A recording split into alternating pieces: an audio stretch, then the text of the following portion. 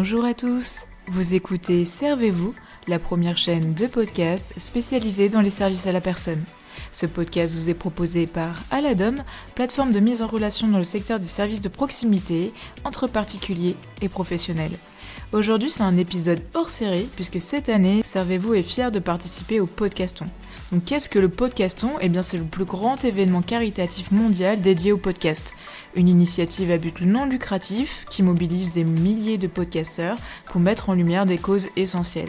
Donc à cette occasion, Servez-vous consacre aujourd'hui un épisode spécial à une association et à une cause qui nous tiennent particulièrement à cœur, la lutte contre l'isolement et la précarité.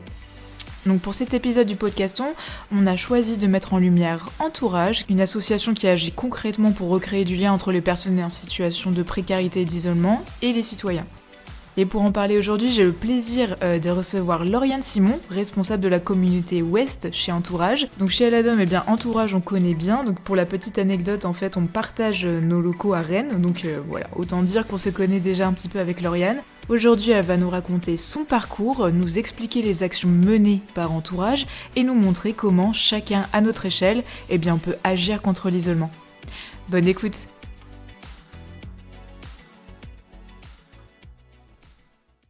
Ok, salut Lauriane, déjà ravie de t'avoir aujourd'hui au micro de Servez-vous. Donc, est-ce que pour commencer cet épisode, tu peux déjà te présenter, nous présenter également Entourage et nous expliquer ton rôle au sein de l'association et ce qui t'a motivé aussi à la rejoindre? Oui, bonjour Célia, merci pour l'invitation, ravie d'être avec toi cet après-midi. Donc moi je suis Lauriane Simon, je suis donc responsable communauté Ouest à Entourage depuis septembre. Je remplace une collègue qui est en congé mat, donc au sein de l'association Entourage, une association qui lutte contre l'isolement et la précarité. Quel est mon rôle? Donc on est une équipe de 3 à Rennes actuellement. Et donc, je chapeaute une alternante et une stagiaire. Et toutes les 3, on coordonne les événements, on fait en sorte que l'application d'Entourage soit bien utilisée, pratique pour les utilisateurs. On crée des événements, autant pour l'insertion sociale que l'insertion pro. J'y viendrai, je crois, un peu plus tard. Mais donc un poste très varié avec des rencontres avec des partenaires, un peu de management, de la gestion de projet, de la relation avec des bénévoles, des utilisateurs, des participants aux événements. Donc énormément de choses. Ça marche, merci beaucoup pour ta présentation. On va pouvoir y revenir dans tous les cas pour que tu puisses nous présenter un peu les objectifs et voilà les grandes valeurs d'Entourage. Alors moi, j'avais un petit truc à te poser parce que j'étais allée un peu parcourir votre site internet et j'avais vu qu'il y avait marqué en fait cette phrase un peu forte. Vous qualifiez notamment l'isolement social de plus grande pauvreté. Est-ce que tu peux nous expliquer ce que cela signifie concrètement dans la vie quotidienne, notamment des personnes en situation de précarité? Oui, tout à fait. Alors, c'est vrai que quand on pense aux personnes précaires, la plupart des personnes se disent: «Ah, c'est des personnes qui manquent peut-être de choses à manger, un logement, qui ont peut-être des fois des petites difficultés administratives», mais on pense pas forcément au lien social. Alors toutes les personnes précaires ne sont pas seules, mais malheureusement, la précarité amène souvent à de l'isolement, puisque en fait, on va favoriser peut-être d'aller chercher à manger, etc. Et tout ce qui va être la création sociale, des activités, ça va être moins prioritaire. Et donc, du coup, c'était cette phrase-là, c'était pour dire qu'en fait, l'isolement, c'était quelque chose qui pouvait être présente donc chez les personnes et qui avait aussi énormément de conséquences, puisque là, il y a eu malheureusement ce chiffre de l'OMS, mais que 100 personnes dans le monde chaque heure meurent des conséquences de la solitude. Donc, en fait, la solitude a un impact sur la santé physique, mentale et sociale. Et donc, c'est pour ça qu'on avait parlé de que voilà cet isolement est aussi une pauvreté pour les personnes qui peuvent être sans abri à la rue, ou même des personnes qui sont moins précaires, mais que ça a des conséquences et que ça peut être présent autour de nous. OK, très bien. Bah, ouais, ouais, complètement. Bah, tu vois, pareil, je pense que c'est quelque chose à laquelle j'aurais pas forcément pensé, directement, effectivement, en pensant, aux personnes précaires et notamment pour agir, bah, on peut dire un peu ça, cette forme un peu de pauvreté invisible, hein, parce que c'est pas forcément, quelque chose qui se voit. Entourage, notamment, j'ai vu que vous aviez développé plusieurs réseaux, notamment, pardon, avec Entourage Local et Entourage Pro. Est-ce que tu peux justement nous expliquer, bah, déjà la différence entre ces dispositifs, mais également leurs objectifs respectifs? Oui, tout à fait. Donc, à Entourage, on a 2 programmes. Entourage Local, qui a été créé en premier et donc, l'objectif, c'est via une application de créer, la rencontre. Donc à travers cette application, il y a différents onglets, on peut dire. On a bonnes ondes, où c'est pour échanger avec des personnes, via l'application, via un chat.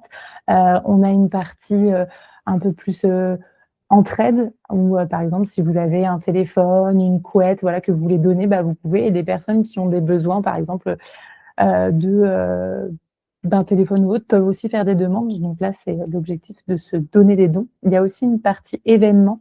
Donc à Entourage, on propose des événements, gratuits ouverts à tous pour que les personnes puissent se rencontrer.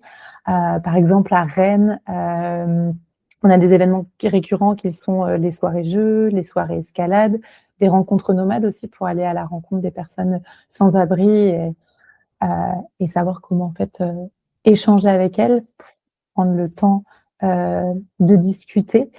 On a aussi sur cette application une carte solidaire et donc voilà, l'objectif de ce programme, c'est vraiment de créer du lien, de la mixité entre, les personnes, heu et puis pourquoi pas, créer des relations après amicales, par la suite.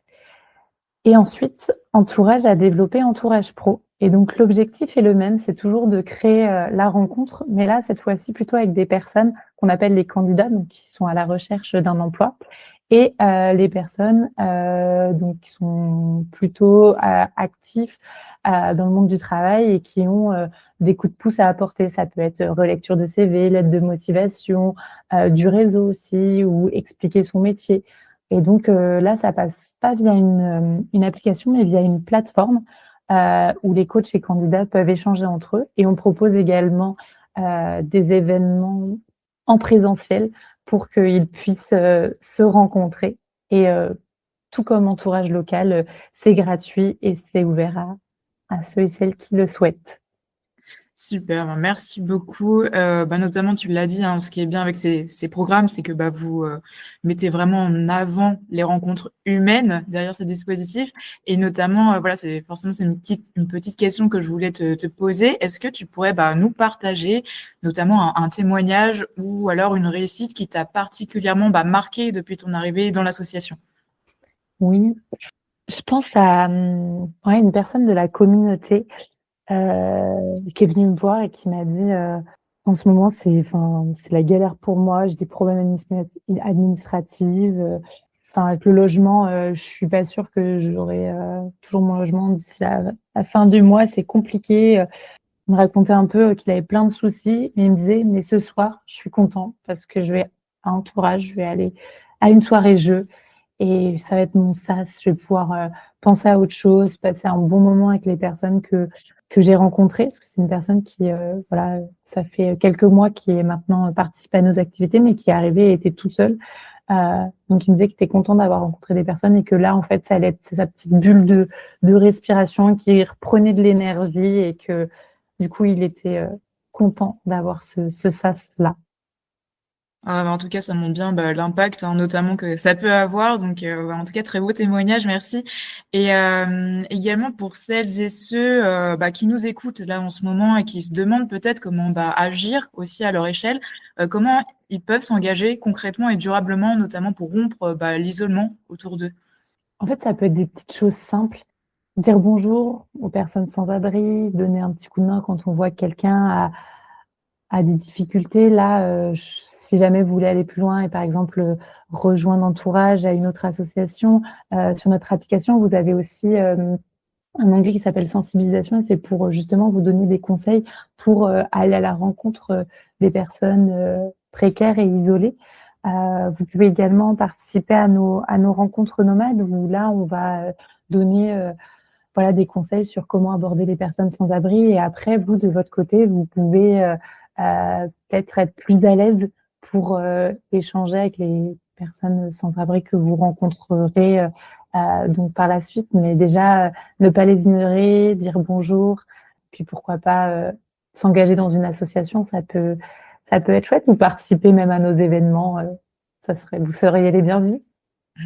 Carrément, en tout cas, le message est passé. De toute façon, je remettrai tous les liens utiles dans la description de l'épisode pour toutes les personnes qui seraient intéressées, bien sûr.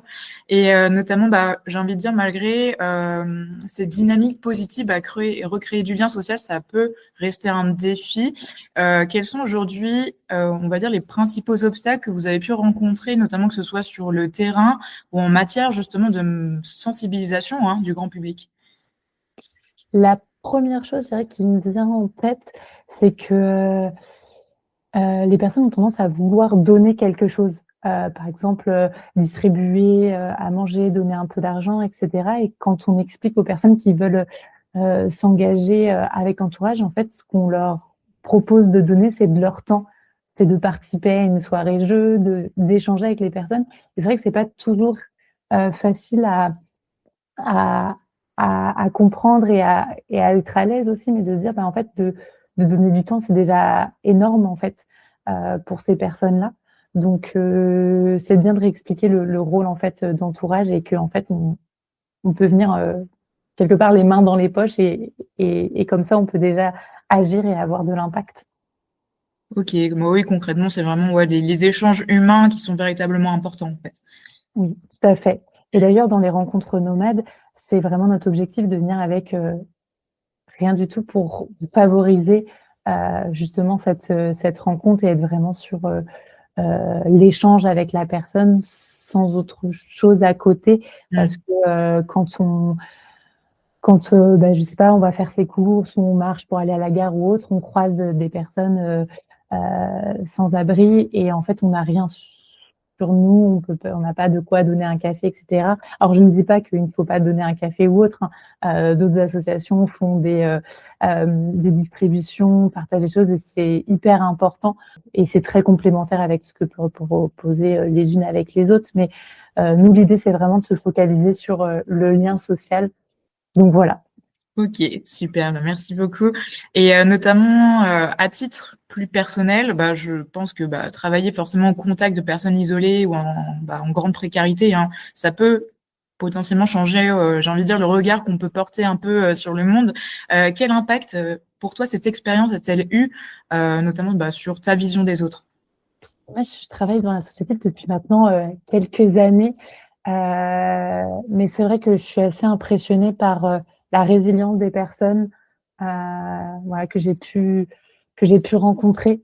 De me dire aussi que parfois, malheureusement, on fait face à des choses dans la vie qui peuvent être très difficiles, dont les personnes n'ont pas choisi d'être dans ces situations, et en fait, ouais, ça nous remet un peu d'humilité, ou de se dire que des fois, ça peut toucher plus de personnes qu'on ne le pense, et que c'est important de se soutenir les uns les autres, et qu'en donnant des petits coups de pouce, en fait, chacun, on peut créer une différence, je dirais. Il y a un vrai élan de solidarité, je pense aussi. Complètement. Et merci. Et également, je vais le redire parce que moi, je pense que c'est important pour. On est dans les dernières questions de cette interview, mais si tu devais t'adresser à toutes celles et ceux qui hésitent justement encore à s'engager pour lutter contre l'isolement social, quels conseils leur donnerais-tu? Je dirais ne pas hésiter à se rapprocher d'associations avec lesquelles, si vous voulez pas commencer tout seul, en fait, à se rapprocher d'associations pour qu'elles vous donnent des conseils, ne pas le faire tout seul, observer, mais restez authentique, soyez vous-même. Et puis, souvent, on a des préjugés ou des barrières, et puis en fait, finalement, en commençant très simplement à échanger avec les autres sur des choses qui peuvent paraître un peu banales, comme la météo, ou depuis quand tu es à Rennes, ou des choses comme ça, on arrive à d'autres choses, parce la personne sent qu'on éprouve un intérêt pour elle, qu'on s'est arrêté. Donc, je dirais, écoutez-vous et écoutez l'autre. Voilà, se lancer, ne pas hésiter à être accompagné via des associations pour franchir le pas. Ok, merci beaucoup. Et enfin, pour conclure l'épisode, forcément, si nos auditeurs souhaitent en savoir plus sur Entourage ou s'engager pour aider des personnes isolées ou en situation de précarité, que peuvent-ils faire concrètement et où est-ce qu'ils peuvent se renseigner? Alors, si jamais c'est le programme Entourage local qui vous intéresse, vous pouvez télécharger l'application et donc tous nos événements se trouvent, sur celle-ci et vous pouvez, juste indiquer que vous souhaitez participer et venir à un événement. Si c'est plutôt, Entourage Pro qui vous intéresse, voilà, vous pouvez vous inscrire sur la plateforme. On recherche, également des coachs pour justement donner des coups de pouce, pour partager son réseau, comme je disais tout à l'heure, relire un CV, une lettre de motivation, redonner un peu confiance aux personnes qui sont à la recherche d'emploi. Faut pas hésiter, donc là, c'est, Entourage Pro, que vous pouvez chercher, voilà, via, votre PC et Entourage local, donc sur, Play Store et Apple Store. Top, merci beaucoup. Moi, comme je le disais tout à l'heure, bien sûr, je remettrai tous les liens utiles en description de cet épisode. En tout cas, merci beaucoup, Lauriane, pour cet échange et notamment pour ton engagement également envers l'association. Je pense qu'à travers Entourage, on comprend, à mon avis, qu'il y a vraiment une importance humaine. On l'a dit dans les échanges, qui sont vraiment importants, notamment pour aider les autres. Je pense que c'est vraiment un levier de dignité, mais aussi d'inclusion, et je l'ai dit, de solidarité. Donc, si cet épisode vous a donné envie d'agir et de vous engager, ou tout simplement de changer votre regard aussi sur les personnes en situation d'isolement et de précarité, n'hésitez pas à découvrir les actions d'Entourage et à rejoindre leur communauté près de chez vous. Merci beaucoup, Lauriane. Merci à toi, Célia, et peut-être à bientôt pour les personnes qui nous écoutent. Voilà, c'est tout pour cet épisode. J'espère sincèrement qu'il vous a plu. Donc, comme je l'ai dit, bien sûr, je vais remettre tous les liens utiles si vous souhaitez en savoir plus sur les actions d'Entourage ou si vous souhaitez également agir près de chez vous. Merci d'avoir écouté l'épisode et à bientôt.